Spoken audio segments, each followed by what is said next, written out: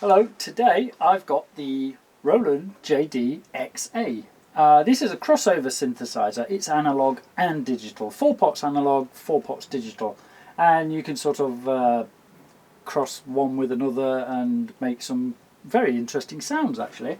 I've only had this a day and I've just been sort of playing around with it and making a few noises, and at the moment I'm quite pleased with it. It does some very interesting things. It's a little bit confusing, the architecture, the way it sort of works. I'm sort of scratching my head and wondering, how do I get this to do that and blah blah blah. Maybe if I actually spent the time to read an instruction manual for once in my life, I might actually learn something. But other than that, yeah, it sounds really, really good. Now, I went and had a look at one of these a few months previous to this video, and the red lettering, you couldn't really see. It wasn't very good at all.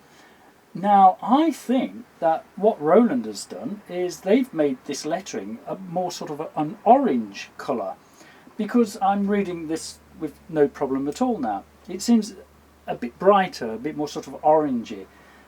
So, yeah, maybe that was one of the few things they wanted to iron out before they actually released this. On top of that, I was playing around with this. This is a little sort of MIDI analyzer type thing, and down the right hand side you have the MIDI message on the left and MIDI channel input on the right hand side. And I was sort of playing around and figuring out, oh yeah, great, all the buttons send out some sort of MIDI data, just about everything that's on there, which is handy. And you know, when you just sort of turn the pitch bend, I don't know if I can get that in the camera view, down the right hand side, MIDI in comes in on 1, 5 and 6. And I thought, well, that's a little bit confusing. And then I realised if I turned on more digital parts and more analog parts and do the same thing, it's coming out of all 8 MIDI channels. So it's transmitting on 8 MIDI channels. Don't know why that is. Like I say, maybe if I read up I'll figure it out. Or it's probably handy. I'm not too sure about that. I've only had it one day. But anyway, I'm not going to demonstrate sounds on this. That's not what I do. I'm going to take it apart, going to have a look inside, see how well built this is, and oh yeah, let's just get in there, shall we?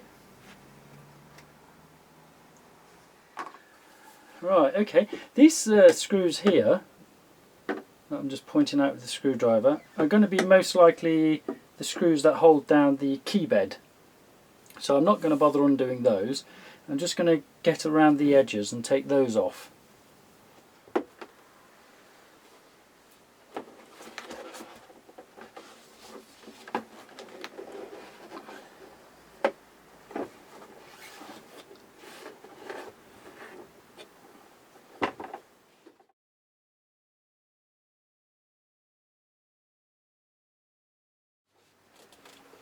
Now,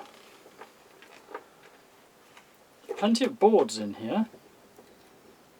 I need to just get a bit of sponge in here. Just hold that, it's a bit delicate. Right, we'll put that bit to one side for the moment and come back to it in a bit. This is the main synthesizer anyway. That other board will be just for controllers, etc. So let me get the camera down in here and we'll have a look what some of these chips are and things. Right, see, the boards are separated, the green being the digital side and the red being the analog side.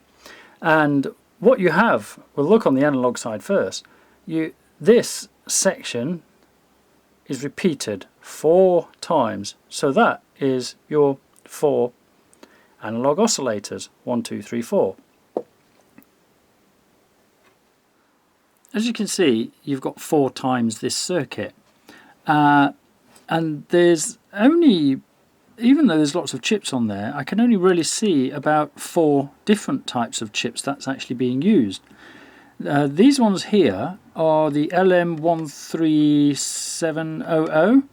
Now they're current controlled transconductance amplifiers. There's actually 2 in each chip. I mean, they're completely separate. The only thing they share is the power. And these are often used for current controlled amplifiers, current controlled filters, oscillators, and sample and hold circuits.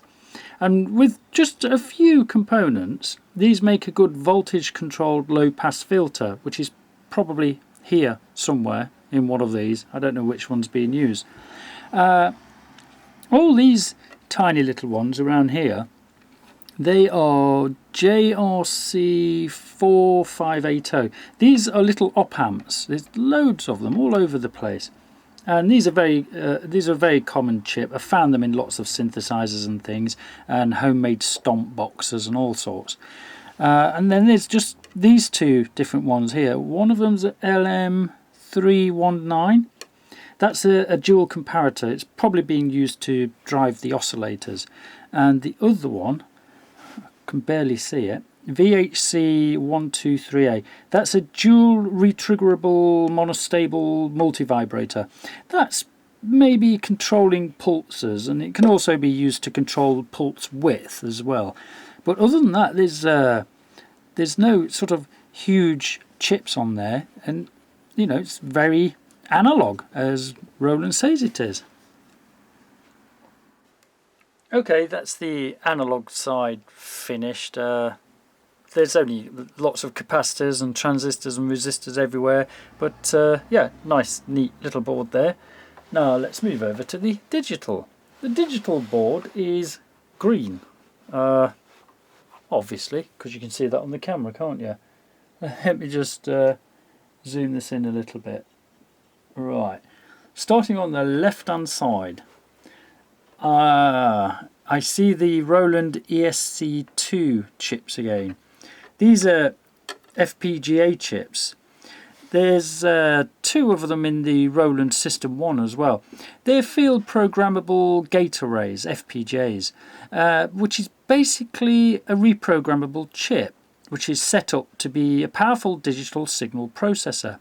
These can be reprogrammed to change its task, and they're in all of the Era products and many Boss pedals, and many Boss pedals as well.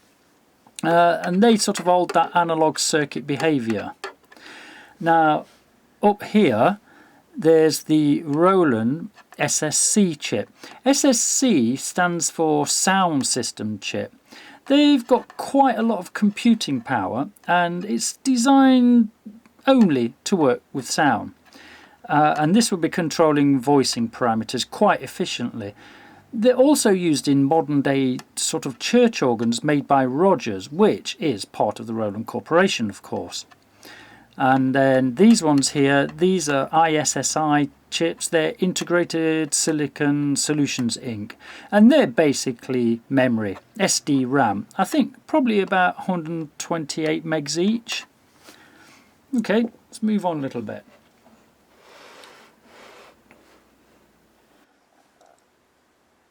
Now, these are your CV and gate outputs, and I can't quite figure out where they're getting their sort of signal from here, because I can barely see where all the tracks are going. But the chips on here, there's some Cirrus Logic chips, 3 of them there, and they're CS4378s. Now these are stereo 24-bit 192K digital to analog converters, or DACs, and they have something like 120 dB dynamic range, and they handle up to 192K sample rates. That one I can barely see. WM8778. Oh, that's a stereo audio codec interface. You find these in hi-fi systems and surround sound processors. Again, 24-bit 192K. These guys here, they're Linear Technologies LTC2 2656. These are 16-bit rail-to-rail DACs. These little guys, I can't even read them because things are getting smaller and smaller and my eyes are getting older. But yeah, basically that's the digital side of the JDXA. So this is the top panel, the control panel, and as you can see, there's not a lot to see really. On the other side here, you'll have all your little push buttons, your LEDs, your potentiometers, your faders and things.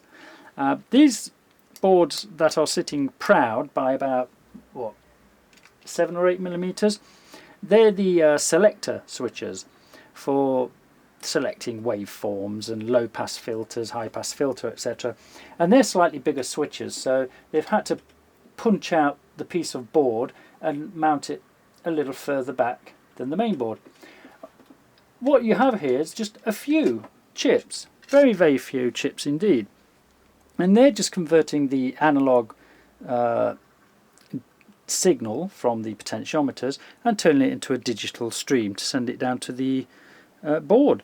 But other than that, there's not really anything amazing to look at on the back here. I'm not going to take it off because I'm too lazy and I can't be bothered to pull off all the knob caps and the fader caps and everything and then start pushing them all back down. But there'll be nothing to see on the other side anyway. Just behind here you've got a 16:2 dot matrix display, and that looks like just a standard 16:2 display. I might actually one day change the backlight LED on that and put a white backlight on it because it will be easier to read, I'm sure.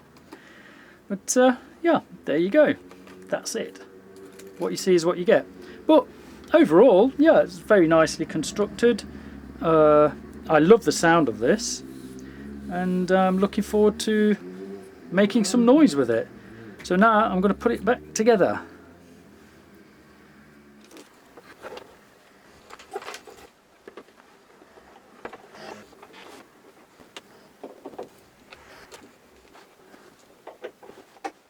So there you go, that was just a quick look around the Roland JDXA.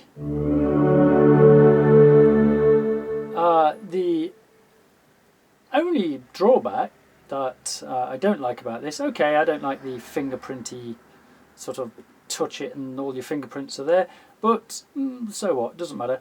I'm pleased that they've done something with the red lettering and turned it more of an orange colour so it's easier to see. The only other thing is this cut-off knob. Even though it's got a red cap on, it's still a tiny, tiny little knob, and I think Roland could have put a bigger knob on there, because that's going to be the most used, for me anyway. So let's get rid of that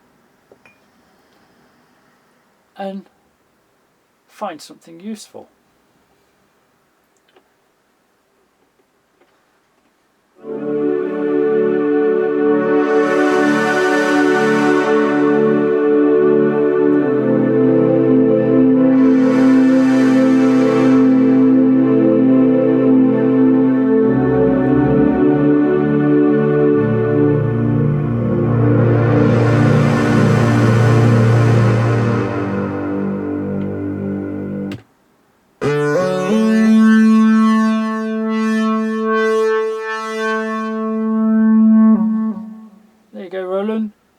Put some bigger knobs on the cutoff. But anyway, if you like this video, please give us a thumbs up because it really does help in my video searches, and I'll have a look and see if I can find something interesting for the next video. Thanks very much for watching.